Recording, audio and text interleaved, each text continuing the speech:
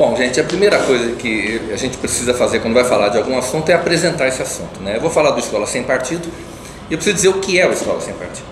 O Escola Sem Partido, ele é um movimento que nasceu em 2004 e nasceu como uma espécie de uma reação contra duas práticas ilegais que se disseminaram por todo o sistema educacional brasileiro, desde a educação infantil até o ensino superior.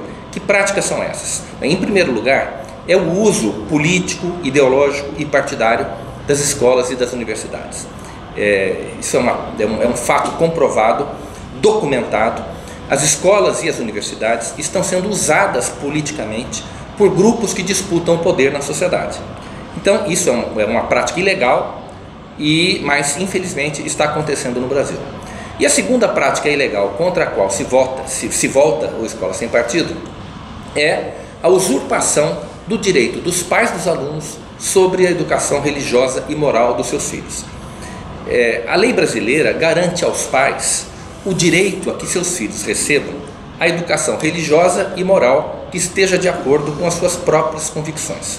Ou seja, você que é pai, você que tem filhos, cabe a você dirigir a educação religiosa e moral dos seus filhos.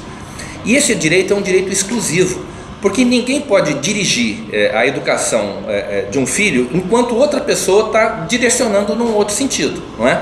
Então, se você fala para o seu filho na sua casa que uma determinada conduta é errada, mas na escola ele aprende o contrário, que essa conduta é certa, como é que fica a cabeça dessa criança, né? Então é por isso que a lei brasileira garante aos pais, e exclusivamente aos pais, o direito de dizer aos seus filhos o que é certo e o que é errado em matéria de religião e de moral. Bem, então o movimento Escola Sem Partido nasceu, como eu disse, como reação a essas duas práticas ilegais que se espalharam por todo o sistema educacional no Brasil. E como é que o Escola Sem Partido reage a essas práticas? O que é que o movimento Escola Sem Partido propõe para combater aquilo que a gente chama de doutrinação ideológica, política e partidária nas escolas? É muito simples. O Escola Sem Partido defende a aprovação de uma lei que torna obrigatória a fixação, a colocação em todas as salas de aula do ensino fundamental e do ensino médio. Portanto, nessa parte, pelo menos, o projeto não se aplica às universidades. De um projeto, de um cartaz, ele defende a colocação de um cartaz nas salas de aula com o seguinte conteúdo, com 6 deveres do professor. O que são os deveres do professor? Bem, eu vou ler aqui rapidamente esses 6 deveres, porque isso é o coração do projeto Escola Sem Partido. O primeiro dever do professor diz assim: o professor não se aproveitará da audiência cativa dos alunos, ou seja, da presença obrigatória dos alunos em sala de aula, para promover os seus próprios interesses, opiniões, concepções ou preferências ideológicas, religiosas, morais, políticas e partidárias. É o primeiro dever do professor. Esse dever já existe, ele decorre da Constituição Federal. Segundo dever do professor: não favorecer nem prejudicar os alunos em razão das suas convicções políticas, ideológicas, morais ou religiosas, ou da falta delas. Também esse dever o professor já tem. Não é o projeto Escola Sem Partido que está criando esse dever.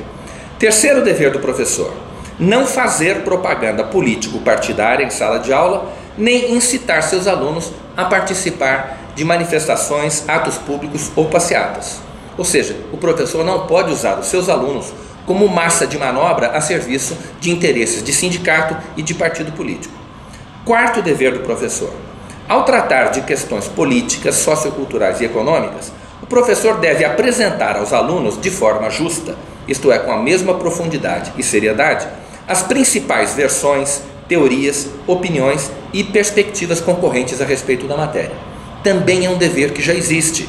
O aluno tem o direito de conhecer a realidade da maneira mais ampla possível. Se ele conhece o lado A, ele tem o direito de conhecer também o lado B.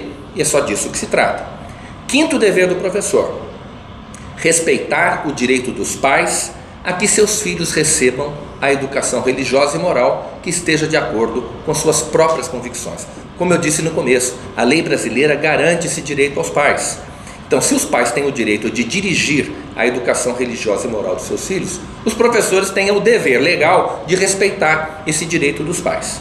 E sexto dever do professor é não permitir que os direitos assegurados nos itens anteriores, esses que eu acabei de ler, sejam violados pela ação de estudantes ou terceiros dentro da sala de aula. É claro que aquilo que um professor não pode fazer, ele também não pode permitir que terceiros ou então os próprios alunos façam, ou seja, propaganda político-partidária e essas coisas que eu acabei de mencionar. Então, isso é o Escola Sem Partido. Ele não cria para o professor nenhuma obrigação que já não exista.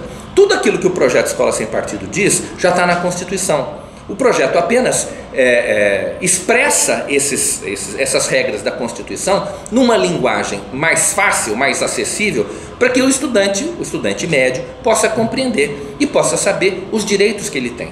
O direito principal é o direito de não ser doutrinado pelos seus professores. Então é isso, gente, o projeto Escola Sem Partido. Quem tiver alguma dúvida, entre em contato com a gente.